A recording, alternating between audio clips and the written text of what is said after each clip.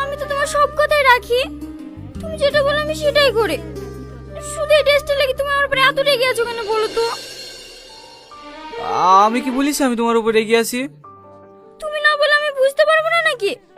আমি তোমাকে ভালোবাসি, আমি তোমার মনের কথা সব বুঝতে পারি। এই ড্রেসটার জন্য সমস্যা তো ঠিক আছে, যাওয়ার কোনোদিন এই ড্রেসটা পরবো না। এবার একটু হাসো।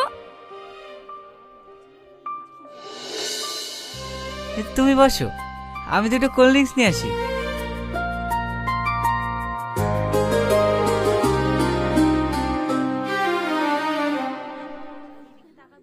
মেঘা, তুমি এখানে এই কলেজে পড়ো নাকি? হ্যাঁ, কিন্তু হ্যাঁ, আমাকে চিনতে পারছো না? আমি রকি। ও, তুমি এই কলেজে পড়ো নাকি? বসো বসো। তুমি তো আগের থেকে অনেক সুন্দর হয়ে গেছো দেখছি। তুমি আবার কম হ্যান্ডসাম নাকি? ওইসব কথা বাদ দাও। তুমি এখানে একা একা বসে কি করছো? বয়ফ্রেন্ড আছে নাকি? হ্যাঁ।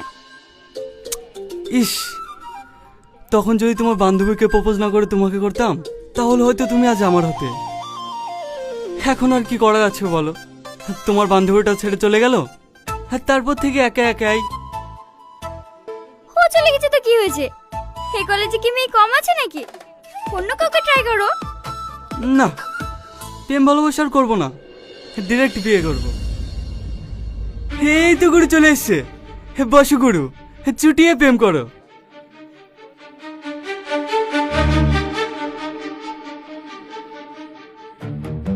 ও রকি না? হ্যাঁ।